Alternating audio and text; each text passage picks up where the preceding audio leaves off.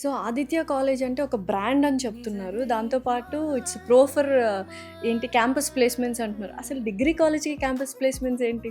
That is true అండి. ఎందుకంటే మనకి జనరల్‌గా సాఫ్ట్‌వేర్ జాబ్ అంటే ప్రతి ఒక్కళ్ళకి మైండ్‌లో వచ్చేది ఏంటి అంటే ఇంజినీరింగ్. కరెక్ట్. అది కాన్స్టెంట్ ఇంకా అంతే. ఎవరికైనా కూడా కామన్‌గా వచ్చేది. సో మన చైర్మన్ డాక్టర్ ఎన్ శేషారెడ్డి గారు ఇన్‌స్టిట్యూషన్ స్టార్ట్ చేసినప్పుడు 98లో ఆదిత్య డిగ్రీ కాలేజెస్ స్టార్ట్ చేయడం జరిగింది. హ్మ్. సో తర్వాత ఏంటి అంటే మనకి స్లోగా ఇంజినీరింగ్ కాలేజెస్ ఇవన్నీ 2001లో స్టార్ట్ చేశారు. ఓకే. సో ఇంజినీరింగ్ కాలేజెస్‌కి ప్లేస్‌మెంట్స్‌కి కోసం అని చెప్పి కంపెనీ వాళ్ళు వచ్చినప్పుడు సార్ ఒక కంపెనీ హెచ్ఆర్‌తో మాట్లాడారు చైర్మన్. హ్మ్. ఎందుకు ఓన్లీ ఇంజినీరింగ్ కాలేజ్ స్టూడెంట్స్‌కే మీరు ఆ ఫెసిలిటీ అనేది ఇస్తున్నారు, అవకాశం ఇస్తున్నారు. డిగ్రీ కాలేజ్ స్టూడెంట్స్‌కి కూడా పెట్టండి అంటే అక్కడ హెచ్ఆర్ అన్నారనమాట. సార్ వాళ్ళంతా కేపబిలిటీ ఉండదు కదా స్టూడెంట్స్‌కి. Correct, yes. సో ఎలా పెడతాము అని చెప్పేసి అన్నారు. హ్మ్.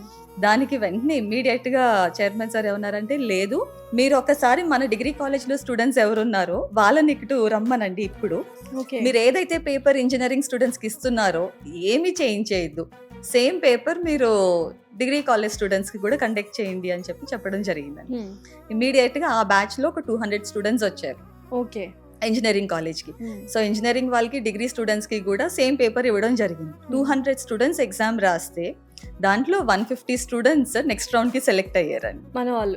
మన Aditya degree college okay. Students. Oh my God! అసలు క్రేజీ అసలు చెప్పాలంటే. చాలా అప్పటి నుంచి స్టార్ట్ అయినాయండి యాక్చువల్‌గా డిగ్రీ కాలేజెస్‌కి ప్లేస్‌మెంట్స్ అనేవి. అప్పటి నుంచి ఇప్పటి వరకు కూడా majority of the multinational companies మన ఆదిత్య డిగ్రీ కాలేజెస్‌కి ఎవ్రీ ఇయర్ వస్తాయి. లైక్ డెలాయిట్ అని, Infosys, TCS. So every year వస్తాయండి మహేంద్ర విప్రో.